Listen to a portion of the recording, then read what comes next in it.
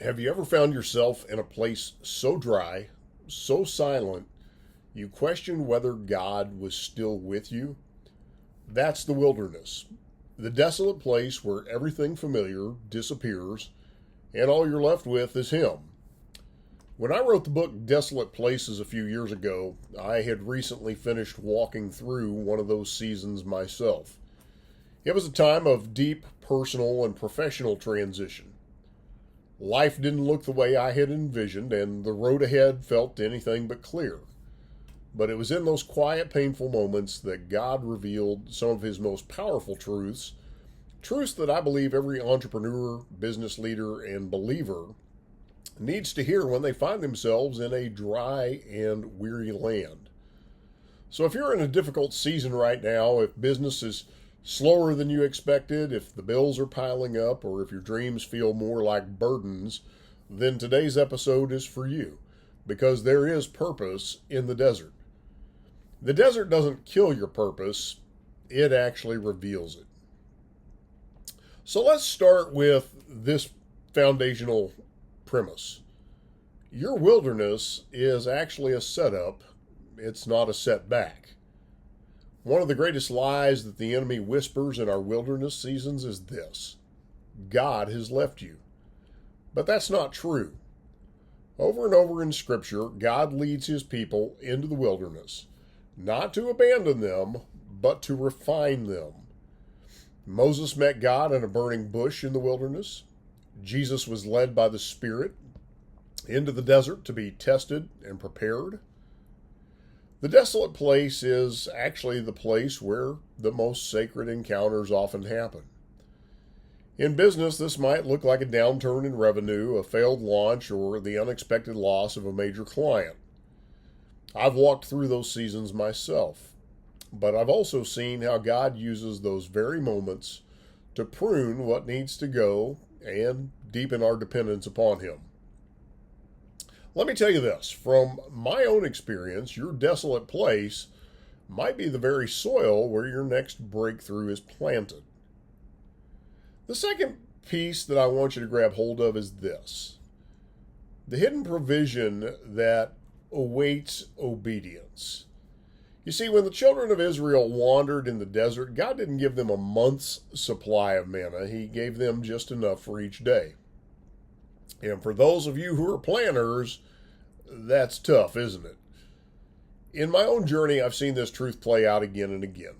During a difficult season in our marketing firm, I remember crying out to God about payroll. We had a shortfall and nothing in the pipeline looked promising. That week, out of nowhere, a former client reached out with a project that covered the gap exactly. No more and no less. We often want to see what the whole path is going to look like, but God invites us to trust Him one step at a time. His provision meets us in motion, not in pause.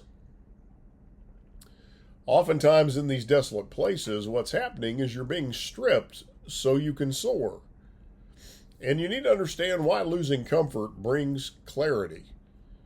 Sometimes the wilderness removes things we thought we couldn't live without, only to show us that they were distractions all along. In Desolate Places, I shared how God used a career and financial setback to strip away my false identities. I had to face the uncomfortable truth that I was chasing security more than purpose.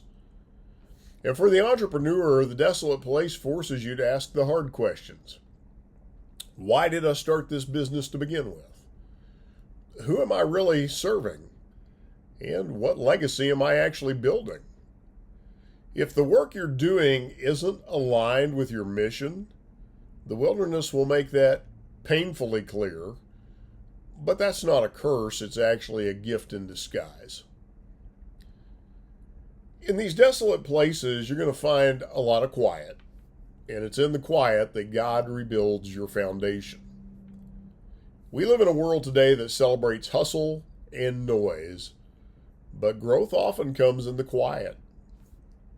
It was in the silence of my desolate place that I heard God most clearly. Without the noise of performance and public opinion, I rediscovered my purpose.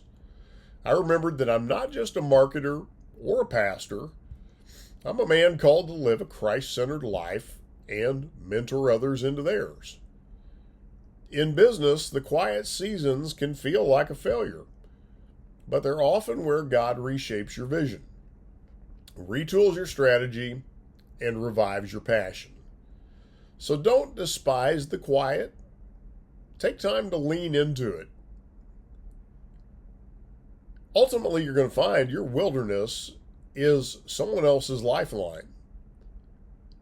One of the reasons I wrote Desolate Places was because I knew I wasn't the only one walking through the wilderness. What I didn't know at the time was just how many people would reach out later saying things like, "This is exactly what I needed to hear," or "I thought I was alone."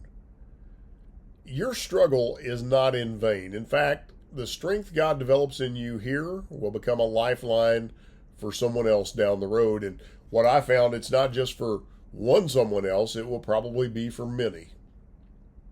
That client who's struggling, that friend who's just lost everything, that employee looking for meaning in more than a paycheck, they need to see how you held on to faith when everything screamed fear.